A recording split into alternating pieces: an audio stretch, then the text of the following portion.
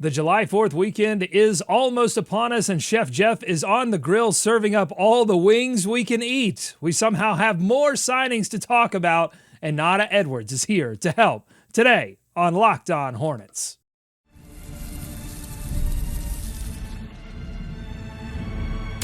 You are Locked On Hornets, your daily Charlotte Hornets podcast. Part of the Locked On Podcast Network, your team every day. In a minute, cuz we live.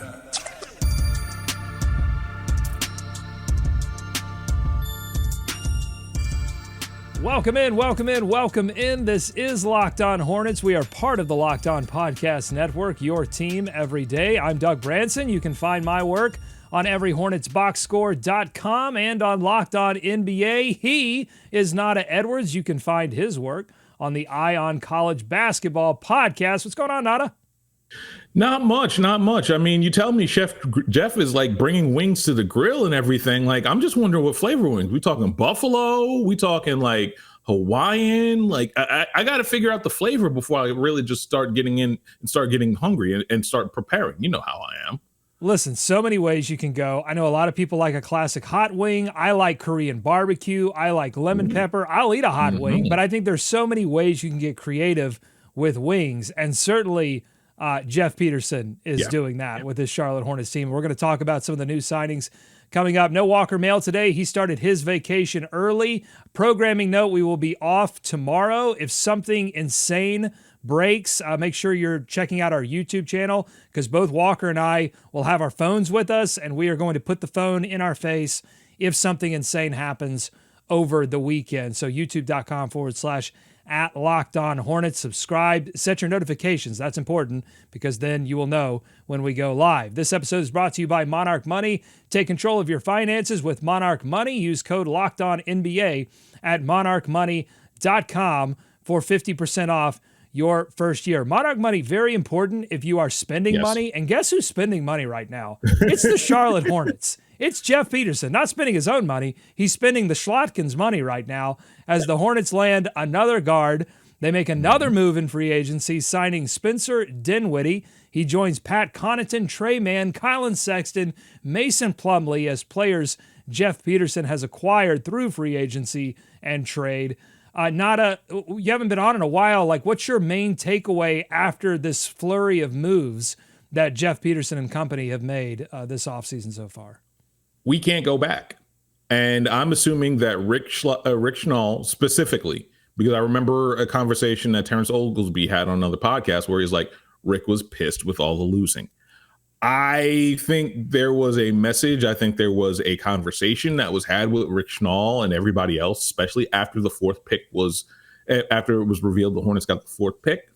And I believe that it was told that this can't be that bad anymore. I do believe that there's going to be some sort of competence. I do believe that Charles Lee had something to say about, hey, I need professional guys. And if we're going to change the culture, we need professionals around up and down the roster. Now, that doesn't necessarily mean that Spencer Dinwiddie is a potential professional, but so far the Collin Sexton moves. Again, everything looks like we want competence here. And that just means like, hey, there should be a baseline of 30 wins?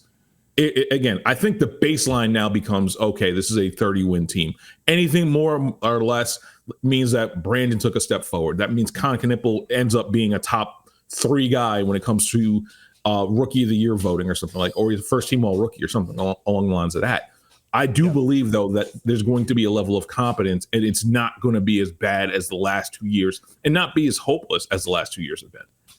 Yeah, I love so much of what you said there. Basic competence and like NBA level competence. Like we know how to play NBA basketball. We're not going back to having to rely, particularly after a couple of injuries, having to rely on G League level talent. It's fun to cheer for in that meme kind of way, but it results in 19 wins. And I think that's one of the more important takeaways, because I think people look at all of these moves and they say, wait a minute, you just drafted Kon Knueppel. Where's his minutes? Then you've got to work in all of these guys, so many guards, not enough centers. What are the Hornets really after here? And I think, again, there could be moves where several of these guys get moved for a potential big or something else. Something else could happen. But if we something just else has to happen, though, doesn't it? Something else has to happen. Well, I mean, so yes. So let's talk about that. You can have, like, I think 21 or 22 players in the offseason. So I think this is going to shake out somewhere in the range of they make a 2-for-1 trade, or there's a waiver of some kind. I mean, the Hornets have several non-guaranteed contracts that they could essentially waive for no penalty. And even if some of these, all of these contracts are smaller, most of them are smaller contracts, so you could move those as well pretty easily, and get down to 15, and then you have 3 two-way spots. So I think, the NBA, after they did this whole big CBA second apron thing, did give teams a few options to keep people on an extra two-way. So I think there's a way to make all of this happen, even if they don't make some big, massive trade. But I think a lot of people are asking, is this all of these guards, Nata? Is this like LaMelo insurance? I made the comparison to the scene from A Christmas Story when the mom wraps the little kid up in like 3 jackets and puts the scarf around the head. Is that what Jeff Peterson is doing here, making sure that if LaMelo gets hurt, this team can still compete? Or do you think that this is trade fuel? I think trade fuel for LaMelo is a little bit far. Just a little bit. Or just trade fuel for LaMelo, or trade fuel in general? Trade fuel in general, I will go with. Like, if you're telling me that, like, Collin Sexton gets moved, okay, I can understand. I don't like it. I understand it, but it's one of those things where I can understand. I get it. But it's more importantly, like, I think there's going to have to be a trade. Nick Smith, like, unless you're telling me you're punting on Nick Smith, Josh Okogie, and Daquan Jeffries to get to that 18 immediately. Like, and even then, that wouldn't shock me personally. I mean, I don't think that's out of the question. It wouldn't, but it would be disappointing now, wouldn't it? Though, like, I feel like that would be ultimately disappointing and a kind of a waste of resources. Like, but I think to me, I wouldn't see it that way. I would see it as a coming to terms moment. Like, hey, we are transitioning to being a more serious basketball team that would like to win games over looking good. Saying, ooh, look at what our second round pick did. Or, this was a homegrown product in Nick Smith Jr. where you drafted this guy, you traded up back into the first round or made the trade, the ridiculous trade with the year before with Denver. So you make that ridiculous trade and you try to salvage something from it with the Nick Smith Jr. pickup, and you want to hold on to that. But that wasn't even this front office. So I think it would be just more of a coming to terms moment of like, hey, we're moving on. I'm not don't get me wrong. I'm not saying that. I'm saying those are 2 non-guaranteed contracts in Jeffries and Okogie, or partially non-guaranteed contracts. I'm saying you end up just punting those and not getting another asset. That doesn't necessarily feel like something Jeff Peterson would do. And that's the ultimately disappointing thing. Nick Smith Jr., like, we've given him 2.5 years. I kind of understand it. It's more about punting on a non-guaranteed contract that is kind of disappointing for me. Well, it would be interesting to criticize Jeff Peterson for not doing enough to move Josh Okogie when he signed, or when he's traded for Collin Sexton, signed Spencer Dinwiddie, traded for Pat Connaughton. It is going to be interesting to see how they balance all of this.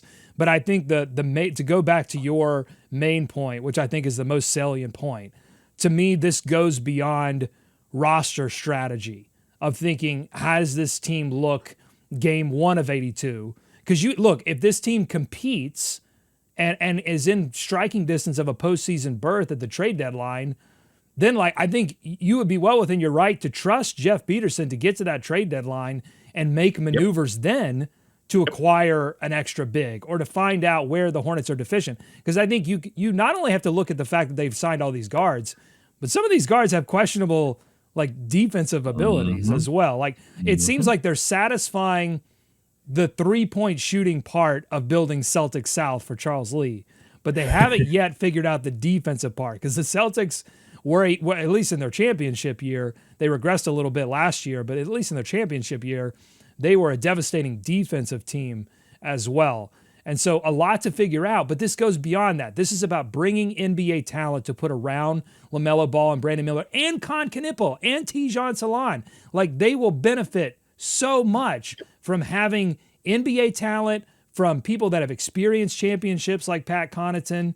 And this is just, I think this is really a really good sign that this team is starting to get it, that you have to take risks, that you have to spend a little bit of money. And here's the best part, Nata. I feel like they're threading a needle, because you still look at all of these contracts and you say movable, adjustable. They're not backing themselves into a corner. They've still got room to maneuver. That's the other thing. Like, I'm thinking about, we can add Miles Bridges to the movable section now, right? Like, they can move a lot of this. There's so much flexibility in what they can do this summer, to where if they surprise, then cool. Yeah, that you are going to see those kind of deals. The other thing I want to point out about all of this is the first year where the renovations are going to be done and money needs to be made for the Charlotte Hornets. So you're talking about, hey, we have to show this year, we absolutely have to show proof of concept. So if you're telling me that all of these things coincide with, hey, renovations are finished, it's time to make money now, like, there's another reason why you have to show some sort of competence, and why fans should expect no less than 30 wins, quite honestly. All right, coming up, the offseason continues with Summer League coming up. One of the most important summer leagues ever for the Charlotte Hornets. I'll ask Nata that ahead on Locked On Hornets. Today's episode of Locked On Hornets is brought to you by Monarch Money. Ever wish managing your money felt easier? With Monarch Money, it can be. Whether you are saving up, planning something big. I got a little maybe Disney trip coming up maybe next summer. I don't know. We'll see. I'm using Monarch Money to help me out, because Monarch Money puts me in the driver's seat. It's like having your own personal CFO, giving you full visibility and control over your finances. Monarch Money isn't just a budgeting app. It is a full financial command center, tracking your accounts, your investments, your spending, and even planning those future goals. All in one clean, easy-to-use app, and that means less time stressing out about your money and more time making it work for you. And if you share finances with someone like I do, and you don't want to constantly kind of get in that back and forth, you know what I'm talking about? Monarch makes it easy to stay on the same page without awkward spreadsheets or missed bills. Take control of your finances with Monarch Money. Use code LOCKEDONNBA at monarchmoney.com for 50% off your first year. That's monarchmoney.com, code LOCKEDONNBA for half off your first year. More Locked On Hornets ahead. All right, Nata, the Hornets released their Summer League roster yesterday. The first game will be July 10th in Vegas. All 4 rookies listed on the roster. Both of last year's rookies are on board, KJ Simpson and, of course, Tidjane Salaun, along with some familiar names like Jalen Sims. He got a cup of coffee with the actual varsity squad at the very end of last season, but he spent a few years with the Greensboro Swarm. Damian Baugh is on the roster. How about DJ Rodman, son of Dennis Rodman? You haven't even gotten to the most interesting one, though. The most fascinating one you haven't even gotten to. Well, that's last but not least, PJ Hall. PJ Hall. Exactly. A big who played for Denver last year, also joining up. Of course, ACC fans will remember him from Clemson. So let me ask, we'll kind of dig into the roster specifics here in a moment. But how important do you feel like this summer league is going to be for the Charlotte Hornets? I'm not going to call it the 2012 Summer League where you had Michael Kidd-Gilchrist and company. That was a fairly important Summer League. It's top 5, though. I want to say you need to see something from Tidjane this year. You need to see something more from KJ, because quite honestly, KJ is another guy who's going to need to perform and show, hey, I can hang with all these guards you just brought in. I have my doubts about that, but still, it's an important one for him.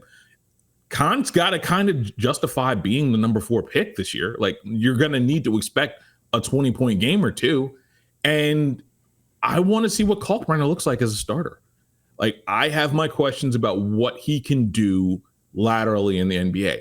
I hope I'm wrong. I hope I get that first sign of, hey, he can handle being the drop big that everybody they torch now, but an NBA caliber drop big.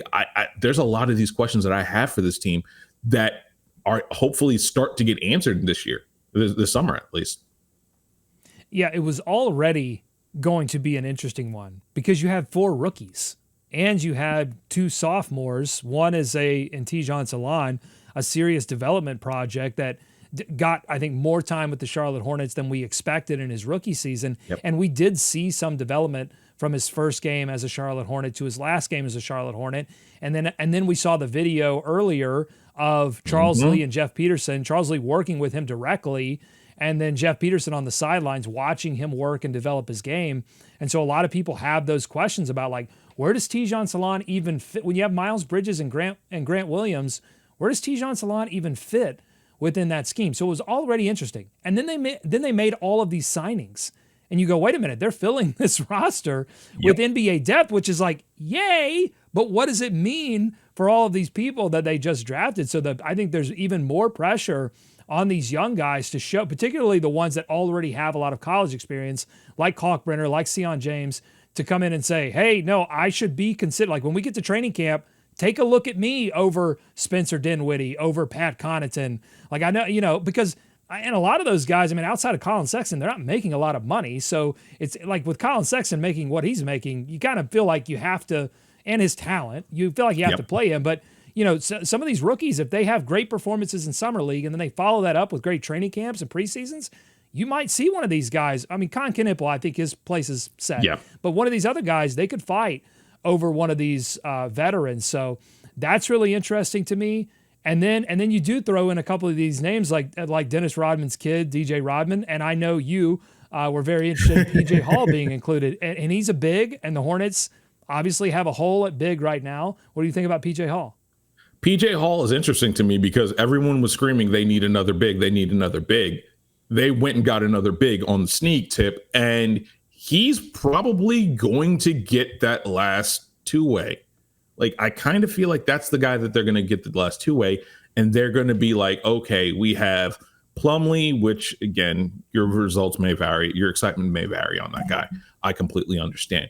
You're talking about having a Sion James that is most likely going to get a two-way. You're talking about Sion James and now PJ Hall. You're like, that big lineup, I do think is going to end up being something that, like, it's very interesting because you have 3 guys and then one on a two-way that's going to play in Greensboro for the most part. It makes sense what they're doing. I just wish they got another professional big. But PJ Hall feels like he's going to get slated, barring just absolutely crapping the bed. He's going to be slated for one of those two-way slots as well. So what is a PJ Hall? What was he at Clemson? Do you have any recollection of what he did in Denver? He is a stretch big. Again, played 19 games last year for the Nuggets. A stretch big, very much in the kind of guy that Charles Lee likes. Will stretch the floor, will rebound, will defend a little bit. He's a better offensive player than defensive player. Think in the Luke Cornett kind of role for him. He would be, if you're talking about Celtics South, he would be ideally Luke Cornett. He's got to develop his game. He's got to fill it out a little bit. I'm surprised Denver kind of jettisoned him, but at the same point, he makes a lot of sense if you're trying to develop a big along with Ryan Kalkbrenner for what Charles Lee is trying to do.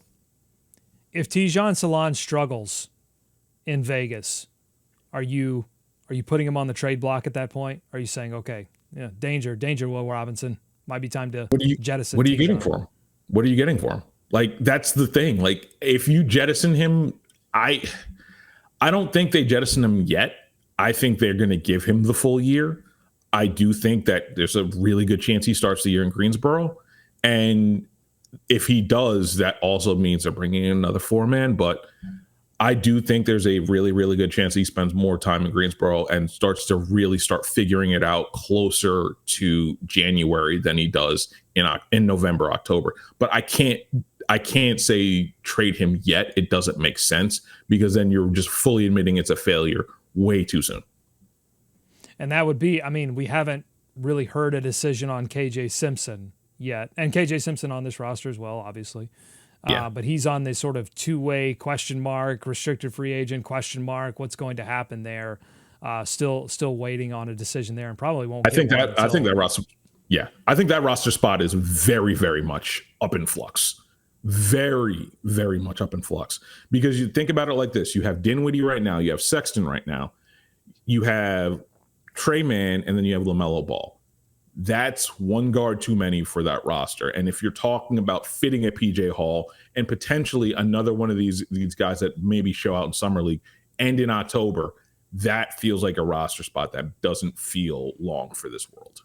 Yeah, I feel like KJ Simpson, he really has to come in and just shoot the leather off the ball. Mm-hmm. Because that's who just said it. Was it like LeBron James? Someone on Mind the Game. Someone said that like that was LeBron. Yep. You got to be special offensively. 6'2" and under. 6 foot guards. They just can't survive in the league. There's no space for Muggsy anymore. You've got to either be like Davion Mitchell, crazy dog on defense with a little bit of like Davion's short, but he's got he's got girth. He can put his chest into somebody and keep him away from the basket, and then. Or you have to be someone that shoots the leather off the ball. And that's not necessarily what I saw from KJ Simpson last season. So No, not at all. And he's one of those guys you watch for that roster spot along with Nick Smith Jr. Like if they really want to revamp this roster overnight and they see another guy that performs that can't stick on a roster, like KJ Simpson is another one of those guys. Damian Baugh, they got to figure out also too. Like, maybe Damian Baugh comes in, outperforms KJ Simpson. He takes his roster spot. There's so much with this roster that is in flux that makes this summer so fascinating to where you guys are going to have content for quite literally till August. Easy. Easy August content. Like that's, again, what? This is terrible news for Who Wore It Best. We are never going to finish that segment. There's too much to talk about. We want to finish Who Wore It Best. August, sir. Oh, you have all of August. Poor you. Right. You have something to talk about till July, and then you have to go all the way to the summer con. You have to use that in August. Poor you. All right, coming up on Locked On Hornets, we still have everywhere. We still have a segment to go on this episode. Maybe we talk about what the starting lineup looks like in Vegas. Maybe we talk about what Nata wants to see from Tidjane, what he wants to see from Kon Knueppel. How about we talk about the newest rookie on the block? And then I want to know from Nata, how do the moves that Jeff Peterson is making right now recontextualize what we saw in the Mitch Kupchak era that preceded it? So if you're as curious as I am on Nata's answer, stick around. More Locked On Hornets ahead.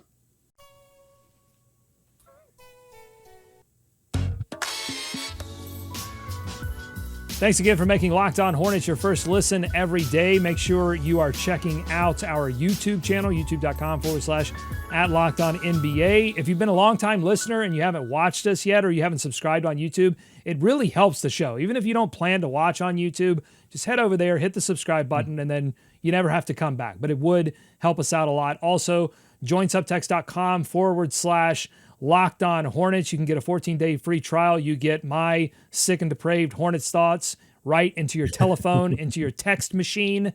It's great. Join subtext.com/@Locked On Hornets. All right, Nata, how do these moves by Jeff Peterson, these recent moves, how do they recontextualize what we saw from Mitch Kupchak and Michael Jordan in that previous era of Hornets basketball, where it seemed like they were kind of just really leaning on their internal development, and there weren't many moves to be had, and they were just sort of hoping and praying that they could contend out of thin air? Have you ever seen the show Hoarders, where people hoard onto glom onto certain things, and the house? Well, not certain things, everything, right? I mean, they just newspapers. Yeah, exactly. Yeah. Have you, again, think of it as hoarders, unfortunately. Like, the person has the greatest intentions and they want to develop this out of thin air, but one, they're broke or someone is starving them out of their money. And there's not very many things that they feel like there's not much they can do about the situation. That's the way I kind of look at the Mitch Kupchak era to a degree. I also blame Jordan, and I blame Jordan a lot more now for not putting the right people around Mitch. It was just Buzz Peterson, whereas we know there's an entire roster of analytics guys. They revamped the medical staff. It was borderline owner malpractice, what was going on in the last vestiges of the era. And it might have cost LaMelo Ball a Hall of Fame career if you really start thinking about it.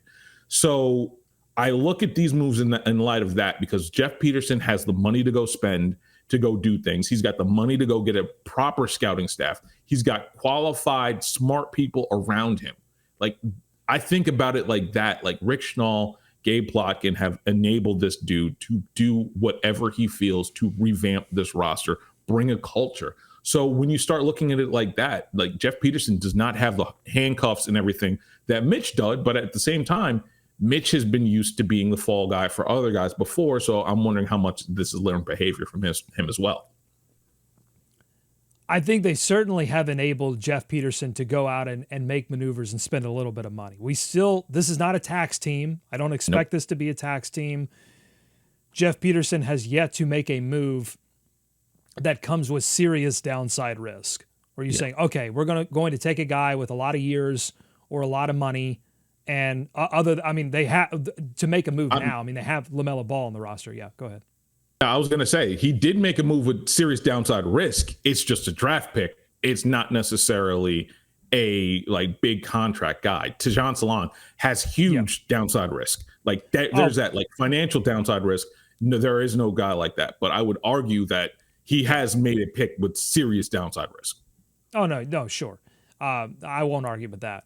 And I think a lot of what we're seeing now, if I'm being fair, and I try to be as fair as possible, what we're seeing now is as much a result of what's going on with the collective bargaining agreement and the second apron. And the Pat Connaughton deal doesn't happen if there's no second apron. And there wasn't all of these financial restrictions, as many of these financial restrictions in that previous era. So like Spencer Dinwiddie's contract, some of these guys, they would have been more expensive, more sought after, and you wouldn't have had all of the availability of these deals where teams are trying to make these trades happen under the current rules.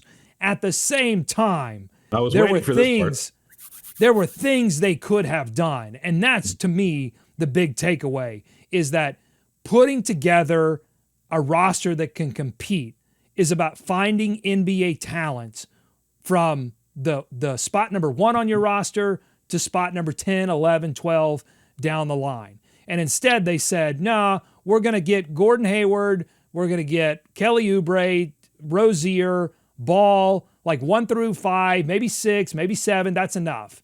No. Players get injured. That happens. You have to have depth at every single position at some point in your season to Someone's compete. Gonna get hurt. Yeah. And so that's, and I think, look, they obviously need to figure some stuff out with their bigs, but if you're going to address depth at any position, if you want to compete, you have to do it at the position where you've had the most injuries and where your talent is. That's where LaMelo Ball, Brandon Miller, you've got to look at figuring out what happens if one or both of those guys go down. If you still, you're not going to win a championship, you're not going to win a playoff series, you might not even want to play in game.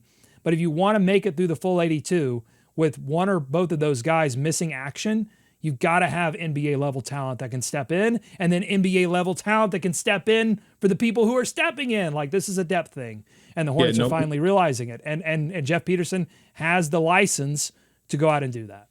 And the funny thing is, you can make a case that he hasn't really spent any money. He's just shuffled it around. Right. That's the fun part about what Jeff Peterson is doing, is that's not all he's doing is shuffling around money. He hasn't really made a purchase. All he's done is he's swapped 2 3s for 1 6 or whatever. That's there's a lot of this where it's just, again, sleight of hand, doing a little bit of this, doing a little bit of that. And you're right, a lot of this is second apron, but also Mitch could have done this. Mitch could have easily done this, and he chose not to. And that's on him. At the same point, this also should have been done. We just see how unprofessional at the end the Jordan regime was, whether they were cash poor, what have you. That's what makes me sad about this, is that they probably cost careers. I mean, Gordon Hayward might still be playing if he had a proper medical staff around him or everything else like that. I just wonder what happened in the middle of that neglect to make this so bad to where Jeff Peterson's doing the bare minimum of things, and you see more competence than you've seen in basically since Chad Buchanan left. Okay, really quickly, rapid fire. Let's talk about a few of these guys that we're going to see in Summer League very, very soon. Let's go to Kon Knueppel first. What do you want to see out of him in Vegas? What are some questions left unanswered? I just need to see him, again, 14 points, 35 to 38 from three. That's all we need to see from him. Something that is easily replicable in the regular season. That's all I really need to see from him. What do you think starters-wise we're going to see? You think it's KJ It's Simpson? KJ. You think it's Damian Baugh? No. Point guard? KJ, Kon, I would probably say Jalen Sims, Tidjane, Kalkbrenner. Okay. What do you want to see out of let's stick with the current rookies. Kalkbrenner, what do you want to see from him? Move your feet. Move your feet. Don't be the mark on the pick and roll. That's all I ask. Anything else, if you score a whole bunch of buckets or anything else is just gravy. Move your feet. Don't look like a traffic cone on defense. That's all I ask. I want to see some pick and pop, baby. I want him to shoot a three. He doesn't need to go Kai Jones and go, 0 for 10 in his first outing. But I'm okay with the offense with Kalkbrenner is going to come. I'm more like the most important thing about a five right now is defense. Yeah. Get the defense right, because that's most like if he does this right, he's your starting center, because Musa being the starting center kind of scares me. I'm not going to lie to you. Well, and do they let him switch at all? Or is he going to be exclusively in drop coverage in summer? Because if he's an only drop in summer, then it's like, okay, what happens when you go? So listen, Chris Jett, who's going to be the coach of this, although it seems like Kemba Walker, they mentioned his name as well. I'd love to see Kemba maybe late summer in one of those last games get a little head coaching experience. I'd love to see that. He's still second bench. It's not. I think that happens next year, though. I do think Kemba Walker coaches a summer league game next year. I think he's second bench. Once he gets the first bench, I do think that's an actual possibility. Okay, but I want to see Kalkbrenner switch a little bit. Don't put him exclusively in drop coverage. Let's see, Liam McNeeley. What were your thoughts on Liam McNeeley, the draft pick? I mean, obviously, like the trade for a first rounder, that's great. But Liam McNeeley specifically, do you like him? Do you feel like he can make an impact in Summer League? Sir, this is a Liam McNeeley Stan account. As I told you last week, like this man put the fear of God in Florida. Like I do believe that he's going to be the guy that's like, oh, Jeff Peterson really cooked. I think, ironically, he's got the older version of him. It's similar, like, you remember the film Looper, right? With Joseph Gordon-Levitt and Bruce Willis, and they're the same character. Spoiler alert. Right. Well, the Looper for Liam McNeeley is Pat Connaughton. And so we're going to see very similar. So I do think that watch out, Liam. Or wait, no, the watch out, Pat, right? It's the younger one that goes to kill the older one. Right. Yes, exactly. So think about it like that. Like, I do think that he's going to be very, very effective. It's the same thing, though. I just need to see him shoot from three. If he hits the NBA three, if he's that guy, I think he's going to be one of those guys that's going to be like, hey, Josh Green, you might not have a job here once Christmas comes around and New Year's Day comes around.